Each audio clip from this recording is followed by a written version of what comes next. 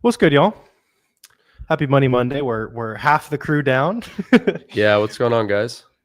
Yeah, we're live every Monday at 5 p.m. Eastern, a couple minutes after today. But yeah, let us know what questions you guys got.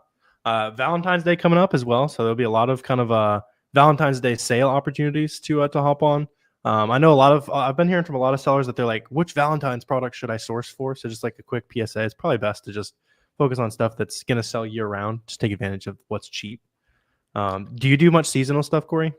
Not a ton of seasonal, but there are some Valentine's products, like some very seasonal chocolates and candy type stuff that does a ton of volume. So you can FBM a lot of that stuff leading up to Valentine's Day too. So keep that in mind. Just, if you kind of like miss the FBA, I mean, at this point, it's probably too late to get your stuff in and available and through FC transfer to be in time for Valentine's Day. But a really good time to FBM that stuff. So For sure. Yeah, and then if you guys are watching on the replay, we also got the free class going down on Wednesday night. Should be a good time. Should walk you the whole A to Z guide of online arbitrage. I know you've been working on a free wholesale guide as well. Where can they find that, Corey? yeah, so over on my YouTube channel, so I'm working on. I just recorded a P&L breakdown for the month of December today, so I think that's going to go up this weekend, sharing exactly how much I made in December, and then working on like a from scratch series where I've already completed it, where I spent as much time over 60 days finding new suppliers, contacting them, placing POs. And so on Wednesday, I'm going to be recording like the results of that, all the profit that came from that, like reaching out to new suppliers from scratch, from zero. And I think that's going to be a really cool series that should be coming out soon too. That's sick. Yeah, that'll be fun. That's Yeah. That's very high effort on your part. So hopefully people appreciate that. It was like, but that's the thing is like, it wasn't like, grinding it every day, but it was a good solid 60 to 90 minutes per day, like Yeah. consistently, For the whole So month. for about 60 days. I mean, and I didn't Yeah. hit it every single day, of course, but like That's I was awesome. over that time period. That's dope. Yeah, it was fun, and we got some good suppliers out of it. And just from contacting, I mean, my goal I think was 3 new brands per day. And I was letting brands lead to distributors and just finding distributors organically that way. And we got a lot of good new connections from it. That's sick. Yeah. Are you gonna pump that into your actual Amazon business now, or is it all just so Yeah. people can No, watch it? Nice. we've already started, like we bought, I think we placed, looking at my whiteboard, 5 POs with those Let's suppliers go. from that 60-day period. Yeah. Very cool. Sweet. Who we got? What up, Paulo? What up, Avelina? What up, Verena? Good to see you guys. What's up, Jill? Yeah, let us know what questions you guys got about anything related to Amazon. We'll live for next 30 minutes or so. And yeah, good to see you guys. Good question here. Yeah, I've kind of hit a ceiling at 30K in sales a month. Any suggestions on how I break through what seems to be a limit psychologically? So, I mean, really, in my opinion, the best way to scale, it's all about how much you can spend on inventory. So find out how you can spend more money on inventory, and you're naturally going to make more sales as a result. And so focus on like the inputs that lead to that, whether it's, amount spent per day or number of products found per day, and then your revenue will go up. Yeah, I like it's probably psychological though, based on the question, which yeah, I mean that makes sense. If you're already hitting 30K a month, you know what you're doing. So Yeah. honestly, like tactically, like it shouldn't be that hard to scale from 30K. Like the first 10K is the hardest. So what products are you already selling that you can just start skipping test buys on? What products have like the same, which like on the same website, the same sale? Which of those can you restock? Or if you're doing wholesale, like which brands that you're already profitable on, can you ask? Maybe they've got something maybe that's not on the catalog that they can source for you or something like that, right? Like honestly, you've done the hard part. Now it's just repeat what you did and kind of figure out how to spend less time repeating what you're already doing. Yeah, exactly. What up, Nathan? Jill, Anthony, P Dubs. And guys, so this time of year, a really cool category to focus on is patio, lawn, and garden, because there was a brand that I worked with early on. They were spring seasonal, and they manufactured things like bird cages and bird feeders and, garden equipment. So these types of brands tend to sell really well in March and April. If you can spend the next few weeks finding brands, finding distributors in that category, you can clean up in the next 2 months, like in March and April. Yeah. There's also a bunch of there's a bunch of like weird seasonal type products that are like related to gardening and stuff as things start getting like nicer. Like I didn't even realize that there's like a whole world of like pickling supplies that I started Yeah. sourcing some stuff in last year, and like there's like whole worlds of stuff you never really think about. Honestly, so many different niches. ask your friends or your mom or your mom's friends like what weird stuff they're in, like what like hobbies they're into, that kind of thing. It might even break you into like a whole new type of products never thought about. Right, exactly. Yeah, I mean, there's unlimited niches at the end of the day, unlimited different things you can sell, unlimited different subcategories on Amazon. There's just so much, so much that you can buy and sell. Does Sierra Trading Post work for Ungating? Do they? I believe they do. They've got your address on it. Any retailer that puts your address on the invoice will work for you. Yeah, for sure. You're having a hard time sourcing products. You've watched some videos on storefront stocking using ungated products. So yeah, I mean the big thing is I would assume you're probably looking for things that are like $10 here and they're $25 on Amazon, right? So just take advantage of all those extra ways to create margin on the items. That's probably why you're having trouble sourcing. I know that was what it was for me. As I was just opening up random storefronts and just clicking around, seeing what's going on. So spend a little bit of time before researching, number one, what's cheap today, and on the places that things are cheap, how can I create extra margin there? So maybe I can scroll down to the bottom and I can put my email in and I can get an extra 20% on top of sale prices, or there's a discounted gift card, that kind of thing. There's a lot of different ways to create the margin there rather than just kind of like hoping you find profitable stuff. And Erica had a good question up here that I want to answer. So she said, how do I know if a brand is actually contacting me? An Amazon buyer sent me a message and a link to a letter sent from the brand asking me to send them proof of purchase of that brand. So Erica, it is against terms of service for another seller to contact you through buyer messages. So you see that button at the bottom left that says mark no response needed. Hit that every single time because it's against the rules for them to contact you in that method. Now, that is to say, if the brand is on the listing, I would be a little careful because they might issue an IP complaint or do something to try to kick you off that listing. So I would just kind of keep that in mind. But if there are a bunch of other sellers on the listing, I probably wouldn't be as worried about it. Yep. No idea what link you're talking about, Nathan, but look at Big Cat. Dropped an interview with Steven, who co-runs that prep center. Yeah, Steven's the man. I was with him this past weekend. Yeah. Hey guys, what are good ways to find wholesalers? So James, I like to use Smart Scout to just find brands in a given category that have existing FBA competition, aren't dominated by Amazon, and are selling decently well. And then I just call them up. And then if they don't want to sell to me, I just ask them who their distributors are and then contact those distributors. What up? Good. My bad for being What's a little up? fellas. I have the power to do that. Yeah, today. yeah, I know. How does it feel, Miles? Rare power for Money Monday. Yeah, how does it feel? Very good. Is a 200K a month revenue brand a niche brand? So I mean, it's hard to say like what's a niche brand. At the end of the day, I try to look at brands that are selling anywhere from 10 to 500K a month. That's kind of the sweet spot for what I consider like a small to mid-sized brand. Corey, Yeah, 200K would be pretty good. Yeah. What, Miles? How'd the trade show go? It went really well. Yeah, it was a lot of fun. We had, I think, like 25 people there. And, and we kind of like split off into smaller groups. And I was with a couple of people like Jesse and Ronnie, and both of them, like they wanted to talk to suppliers, but they just like were afraid to do it. And I like was literally bullying them into going and talking to suppliers. I'm like, guys, like go do it. Like you have to do it. We're here. Like, yeah. What's the point of flying all the way? That's what I'm saying. Yeah. And so like, but they were just like that timid to do it. So I like kind of forced them to do it. It is scary the first time it you is. like, it is. I mean, the first time you try to hop on a call with an Amazon seller, you send a message. You're like, oh, should I message this person? First time you're up to the trade show. Like, yeah. It makes sense. It makes sense. I like forced them to go and talk to suppliers. And afterwards they were like, yeah, like it wasn't as bad. Like, even after one conversation, the confidence that you build, it's crazy. So it was a lot of fun. Yeah. And then the key is with stuff like that you're afraid of or that you're potentially timid about, get as many reps in of it as possible.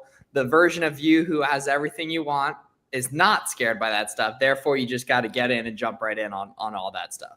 Right. Dan, yeah, niche brand is a brand that the majority of people wouldn't know. I mean, yeah, that's a good way to kind of classify it. Look at George back here. Yeah. What up, George? Did you have some good like personal wholesale conversations as far as like your account goes, and like how does somebody approach a trade show? Yeah, so the main conversations I was having, like guys in our group were kind of walking around and talking to booths, and if they wanted me to kind of like help them pitch, they were kind of like roping me in on those. So one that I had a really good conversation with was a camera. They were like a camera and basically like hunting electronics. They were a retailer actually, and they had a booth set up and they were carrying like Sony cameras, Nikon cameras, all this stuff. And I walked up to the booth and I was just like, hey, like, do you guys have a B2B program, like business to business? And the guy was like, well, you know, some of these brands don't allow us to sell to other resellers, but like Sony does, and we get a good discount through them. So like, depending on how many you need and like what you want, yeah, we could probably sell to you. And I was like, oh, okay, like, well, awesome. Like, let's set up a call for next week. Like, I'm sure we can find a few specific products that we want to buy. And he was like, okay, sure.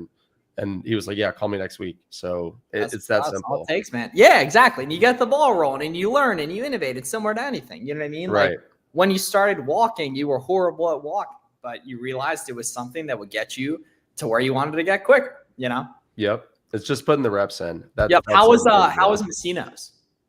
Messino's? Yeah. What is that? At the place you were supposed to get a dozen hot bone-in wings with fries. I wasn't informed of this. I didn't know about this. What? How? You didn't tell me this. I told you. No. Yeah. No, this was. If I would have known, This I was would the have. biggest fumble of the whole trade show. I did make it very clear. I have no idea. Like, you've never I said don't remember that if it was last week. I think it was. I did make that very clear. Yeah, the playbook on that. Yeah, and you had to go by yourself. That's the only way you can go to. Well, I'll just have to go back, I guess. Yes. Yeah. Hopped on a plane tonight. We did get a steak that was one of the best steaks I've ever had. I will say that. Glass House. All right. You tell Miles sent you? Fantastic. No, have you been there? Just telling people that Miles sent them and they have no idea what that Miles means. sent me, like, okay. Yeah, that's funny. I'm sure that plays fire too. What up, Armand? Yeah, Dre, checked out the interview. Yeah, I dropped an interview today with our friend Steven. He did 6 mil last year with online arbitrage. So sky's the limit as far as like scaling any business model you want. We know people who have done millions selling books. It's really just like whatever you can see yourself doing for a long time. I can't see myself rooting through books, but there are people who have done it. So literally anything is scalable. Did Steven and Joe Mazan get into any beverages, any extracurriculars at all? Oh yeah, Joe was up very late both nights. Steven was right there with him both nights. That's that networking right there. Yeah, I mean, dude, it was awesome. We had like multiple people that were up late, kind of like hanging out down there by the bar. Yeah. Let's see. You had a bunch of toys selling in like water. They're not selling margins. Not good anymore. Yeah, that makes sense for toys. I honestly don't sell toys really anything outside of like late November to December. Every now and then I'll stumble on something that's good year round, but it's just way better. Oh, we got nightmare mode #1 of the stream. There we go. Yeah, it happens every 30 minutes or so. Jerry said Capital Grill. Jerry, I love Capital Grill. I fucking love that place. I try to go there as often as I possibly can. What's up, Wesley? What's an FBA repricer? Just anything that works for FBA work. Yeah. Be cool or anything that has a cheap plan you can start with. Yeah, try a bunch of those out. Yeah, and you'll pretty quickly get a sense of really what you're looking for and everything. They're all more or less the same thing. Just kind of figure out which one you like using. Yeah, let's see. We got to get them out here. So make sure we get everybody. All right. No, somebody's never sold anything online. Do you recommend FBM or FBA to start? Watching the 8-hour course, very nice. Yeah. Yep. So FBM to test and then FBA to go deep, basically, right? Because with FBA, you're looking at best case, you probably buy the item and 3 weeks later you make your first sale, right? With FBM, you buy the item potentially 3 days later, you can make the sale. If it's an in-store purchase, 3 hours later, you can make the sale, right? So it's just kind of more quickly testing the concept and seeing if it's something you can see yourself doing for a long time. Yep. Love Money Monday. Yes, sir. Malik, so there's no current coupon code for SellerAmp, but you can try SellerAmp for 2 weeks for free on SellerAmp.com too, as well. So yeah. Cyrus in the weeds here. Text now, or you can use a Google Voice number too. Yeah. So that's for if you guys ever need to loop text sign up coupons. Like Yankee Candle is a good example of one of those that they got I believe it's 20% extra. Yeah. something like that. Carter's And you too, can just yeah. get that every time, pretty much, you're saying? Well, you use it to loop it essentially. Yeah, some places you can just unsubscribe then resubscribe with the same number, right? But not all of them. Yeah. Right. Yeah. Yep. What's good, Charles? Good to see you, man. You love Money Monday. We love seeing you every single time we go live, Malik. Good to see you, man. Is it hard to ungate Legos? I think most people are hard gated in Legos nowadays, right? It's impossible currently. Yeah. Yep. When you're doing a class on so yeah, we're having a free class on Wednesday night, Danielle. Yeah. And that's just diving into like ungating, getting started, sourcing products, some other sourcing stuff we don't put on YouTube as well. So we'll see you guys on Wednesday night if you want to Eastern. take advantage of that. Yeah, and so that's not live on YouTube. The only way to get access to that, guys, is completely free. Just get registered. We just both put links in the chat. It's go.thefbaroadmap.com/register, 7 p.m. Eastern. Going to be at about 90 minutes. Bring your notebook, bring your questions. We're excited to jam. And like Warner was saying, a bunch of stuff we don't share anywhere else for free. So really nice to going to be able to bring you guys up to speed on a ton of game and really just save you a ton of time and give you a bunch of info that you would have to watch a billion different videos on the internet to find, but you can just get them on one place, basically. What are we thinking about this pro George take here, Corey? Tony cracks me up. Yeah, George. I mean, look at him. He's a menace right now. He's just laying on his back. He needs to make an appearance this time. It's been too long. So at the end, remind me to grab him.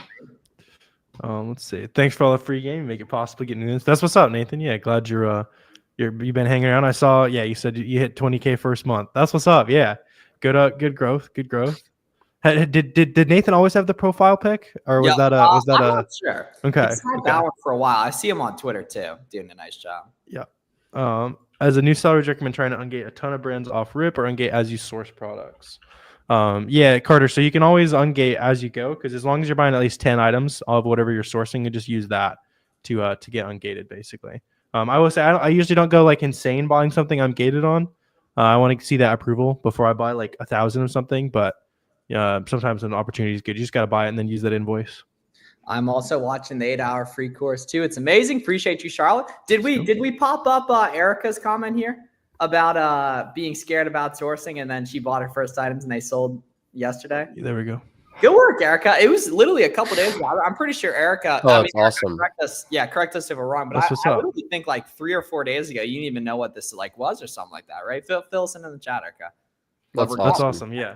Finding that first item, buying the thing. It's scary. I remember sitting on the checkout page being like, "Oh, it's like $100 of this. Like, really? Is this gonna sell?" Like, I remember the first Keepa graph I ever looked at. I stared at it for like 10 minutes. It was to buy like a $50 book, or no, sorry, 50-cent book. I was like, dude, just buy it. I would just be raw dogging. When I would sell books, I just raw dog, no keep.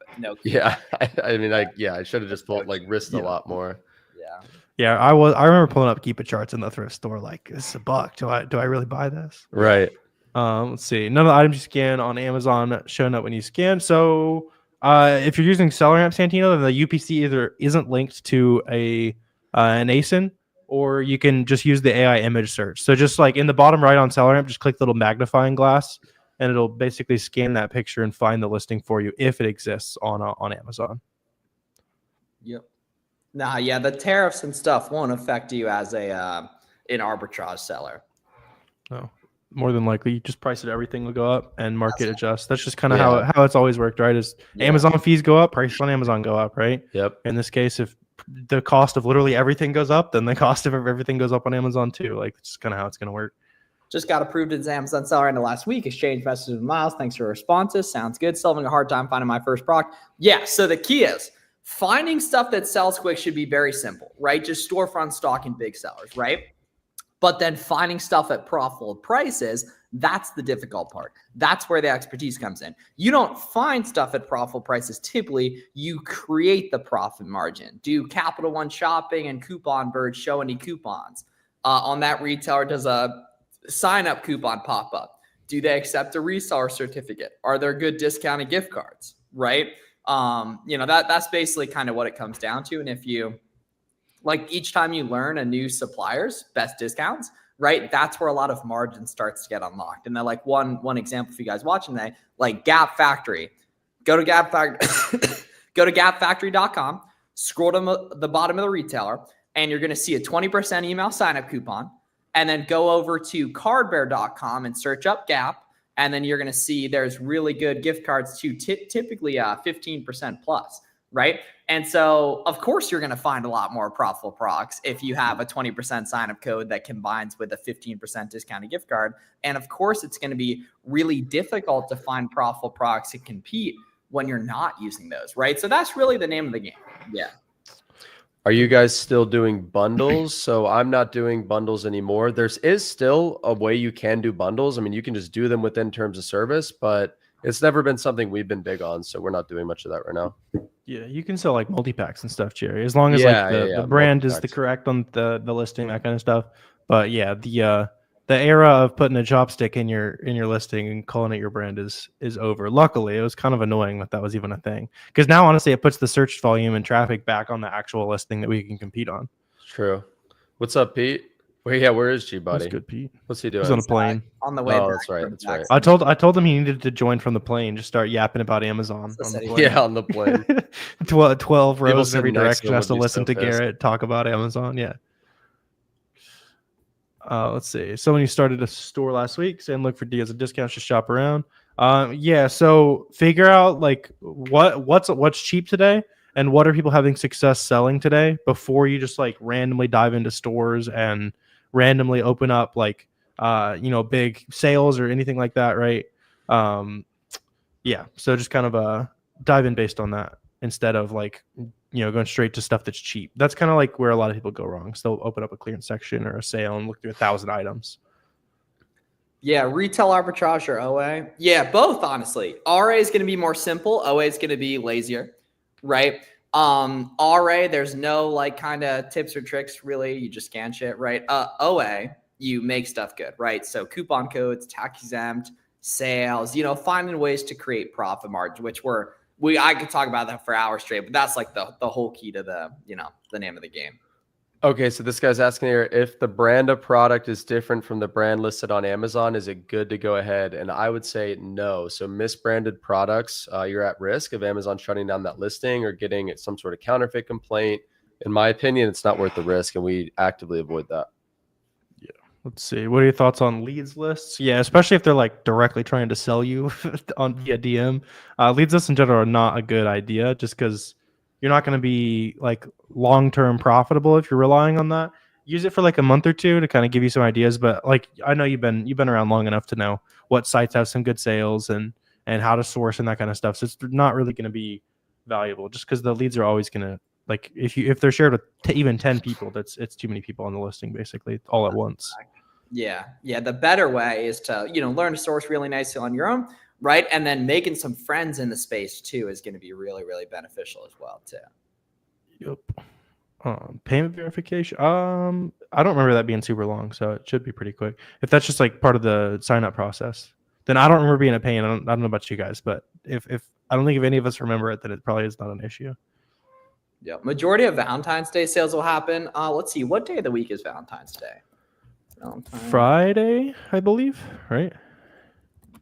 Yeah, I'm gonna just Google it real quick. Friday. Yeah, cool, perfect. So probably that Tuesday or Wednesday, and then they'll go through the whole weekend. Yeah, each website's gonna be different, but yeah, that's why you want to use the newsletter method and have an email and give it to as many suppliers as possible, right? Join their newsletters and such, right? And then you're just gonna get passively introduced to sales forever for free, which is lit. Yep. Let's see. Fighting through getting some ungating denials on a few brands. You reapply or start a new application. Yeah, Brad. So if I ever start getting the thing where they say like don't apply, then I'll make a new application, rename the file, add any other extra information I can. If there's a specific reason that they deny it, and it's just obvious they didn't read the document, I'll just like re-annotate. So sometimes I'll say like you didn't buy 10 units. I'll go in and circle the 10 or whatever, right? Just kind of directly address whatever they didn't like about it.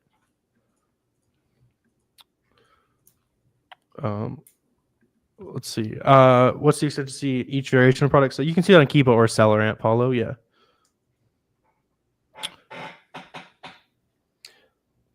Typically, did you already answer how long it takes for a brand to ungate you after sending the invoice? You got it. So as far as the brand is not what ungates you, right? It's Amazon that would ungate you to be able to sell the brand. And I mean, if you have an invoice, it should take what I think it's like 2 or 3 days if you uploaded it and they accept what you've uploaded. Is that right, guys? Usually just a couple days. Yeah, honestly, Yeah. usually get a response 48. within the day. Yeah. Yeah, sometimes it's even quicker. Yeah.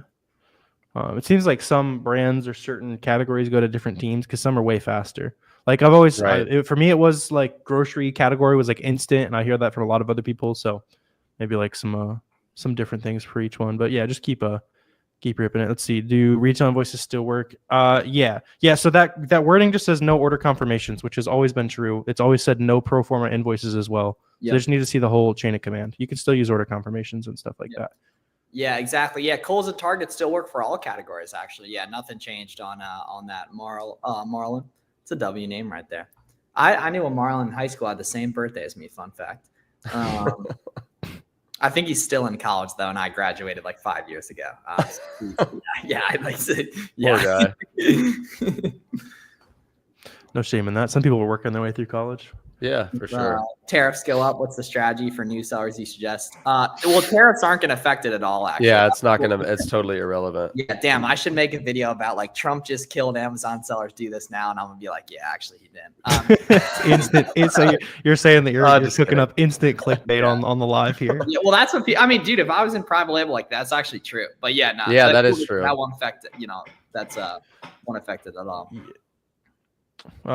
Source prices, I mean, are going to go up over time, but then you just raise your price on Amazon. That's how it's always worked. Dan, when is the live class for wholesale? So I don't do a live class anymore, but I mean, on my YouTube, that's got all my best videos talking all about Amazon wholesale. So I'd start there. Yeah, we have a really good Buy Box Bandits episode too. I know Corey's got. How many episodes you got? Like probably like 70 or so these days. This week will be 90, I think. Oh, 80. Yeah, look at that, man. Yeah, 89. Cool. Yeah. I also love that thumbnail. Thank you. That's I think Grant put that. Oh, you're saying from this past weekend? Whatever you posted yesterday. Yeah, yesterday. Yeah. That was fire. Cool. Grant's team. Yeah. Son's 11. He's been telling his friends you can start selling underwear instead of lemonade. That's I mean, a lot more profitable. Yeah. That's funny. Okay, so Jerry, I keep ordering from a distributor that says no resellers or Amazon, but they keep filling my orders. Should I be concerned about a cut or keep? So this is a distributor, right? And you're just buying different brands. As long as the brands on Amazon don't look like they're going to shut you down, it looks like those brands are okay. And if the distributor keeps filling your orders, I would keep doing it. I would do it as long as I could until they cut you off. I mean, because you really don't have anything to lose. Worst thing they can do is just stop fulfilling your orders. Yeah, LegalZoom's legit for LLCs, but it's also fairly easy to set up on your state's website. But just do your own research on that. But yeah, LegalZoom, any company that advertises as much as LegalZoom is legitimate. Yeah. It's also really cheap to do it through your state website usually. It's easy to do, and it saves and also on LegalZoom they will try to upsell you into getting you an EIN. And an EIN, which is also instant 30 seconds, and it's free on the IRS website. It's the easiest thing to get in the world. There's a reason they have so much money to spend on marketing. Yeah, I mean, when I set up my Amazon business, I used LegalZoom to do it because I just didn't know what I was doing. It's legit, but it's probably not a great use to your startup funds unless you're swimming in money to start. So you living outside the U.S. is OA viable to do? Yeah. So if you're worried about like address and that kind of stuff. That's like all of my invoices have my billing address, and then the shipping address is the prep center, right? Billing address is my Amazon account address. So it still works for all your documentation. So yours is going to be the same. That's 2. With the reseller's permit, how do I ensure I don't pay sales tax once I receive it? You give it to the supplier. Give it to the supplier. The line is still set at 2.5 per stream, by the way, unless it changes. So well, it depends on how much longer we go. Yeah. Yep. Tony said I put off an EIN for months. Took 2 seconds. Yep. Yeah. I mean, it's you literally Google get an EIN number, and it's whatever the IRS website is. You fill out a form that I'm serious takes 30 to 60 seconds, and then it pops up on the page, and then you just copy and paste it somewhere, save it as a PDF, and you got an EIN. Let's see, got your account a few months ago, started Ungating before sourcing. Yeah, that's you got your first sale last night. That's what's up. Yeah. So you probably learned this by now, but progress is buying and selling, right? It's not ungating a ton of the brands, but at least now you have some opportunity unlocked, and kind of focus on what you already know you can sell. Yeah, now that you got some of those sales too, take a look at the storefronts on those listings too. You find some other listings as well. Yep. How long does it take for you to rotate? I assume you mean like rotate into the buy box. It's going to depend on the listing. It depends on like how fast it's selling. Depends on what part of the country the person who's buying it is located in. That's the other thing is like buy box stats are separate by like state or even sometimes by city, right? Because the same FBA seller that has 1 unit in stock isn't going to be 2-day shipping everywhere in the country, right? But it will be the next prime offer in some part of the country. So it depends on like look at the buy box like little pie chart on SellerAmp, and you'll see who's winning recent sales more or less, and then what price they're at, what fulfillment method, all that kind of thing. So Eddie said he's got a 9-to-5 job. He's working hard, but he wants to learn how to do this. He's got money to start. He just wants to know how to start and keep going. So Eddie, watch Miles' free 8-hour course or Warner's free course too. Like it's literally impossible not to watch that and know exactly what to do, and then just do it. And that's the best advice I could give. Yeah. What does rotating in the buy box mean? Did you already say? Did you already? You got it. That? So the buy box, it rotates between sellers. So whoever has the lowest price typically and the FBA fulfillment method is going to get the buy box, and Amazon kind of rotates that between sellers if those sellers are right around the same price. And the idea is you want to be in the buy box as often as possible to make as many sales as possible. Yeah. Researching using AI. Yeah, AI is not really there as far as product sourcing goes. It's not going to find discount methods. It's not going to find the kind of the really good listings. It's only going to find the same stuff that a scanning software could find, and those are not effective because it's too easy to find, right? Like the UPC matches, it's just too easy to scrape. It's too easy to find like where the margin is on those products, basically. Yep. Don't let that stop you from trying to create your own methods, but it's just probably unless you're already doing good volume, your time's better spent. Just kind of stick them to the classic that you know works. Are there any red flags you look for on Amazon listings that tell you it's not worth it to contact that brand? Like if the seller itself or if the brand itself sells there or too many sellers. So yeah, typically if the brand is the only seller on the listing, I'd avoid it. If there's an IP alert, I would avoid it. If the Keep a Graph shows a very steep drop in the new offer count at any point in time over the last year, I'll avoid it. And typically that means that the brand went and IP'd a bunch of sellers off the listing at the same time. And then typically if there's less than 2 or 3 FBA sellers, I would avoid it because that means that either, like I said, the brand themselves is selling it or they've got a small number of authorized resellers that sell it. And it's just a much harder sell when that's the case. Yeah. What happens after you successfully make some profit? Restock. Yeah. Why would you stop? No reason to stop. You just made money. Why would you stop it? Keep reinvesting. Yeah. Reinvest. Restock the same product that already worked. And then start pulling money out of the business once it's like you're not really going to notice it too much on your growth. Basically, like a lot of sellers will reinvest for quite a while before they ever start pulling money because you can either pull $2,000 now and pull a ton of your profit, or you can keep reinvesting and later it compounds the growth and then I'll pull 5 and it doesn't really matter to the bottom line. Right. Sweet. Sounds good. Should we finish the course before starting? Go side by side? Side by side for sure. Yeah, side by side for sure. But finish it tonight. Finish it tonight. Speed, baby, speed. Right. What's up, Joe Mazan? Good. Oh, Joe's Father Joe covered too. Good. Father Joe. Yeah. Joe's here. Nice. Oh, do you want to see George? Yeah, we need I guess there's no more George drop, huh? Yeah. Oh, it would be on the hard. Yeah, it'd be animal cruelty. Yeah. You gotta create like a new George drop location or something back in the background there. Serious? Came to this new house. Oh, that's nice right there. Let's go. I'd listen to George talk about wholesale. Yeah. How do we replace Corey with George? I mean, you're right. Yeah, cool. It's a good boy. All right, sweet. Appreciate all y'all tuning in today and everything. Another good Monday. We'll have Garrett back next week. Good vibes. Be sure y'all check out Corey's free wholesale course as well if you want to get into the wholesale game. If you're just trying to get started on Amazon in general, come to the free class on Wednesday night. And y'all have a good rest of your day, and we'll see you again on every Monday at 5 p.m. and then Miles and I every Tuesday and Thursday at 4 p.m. Eastern. So see you guys very soon. All right, see you guys soon. See you later.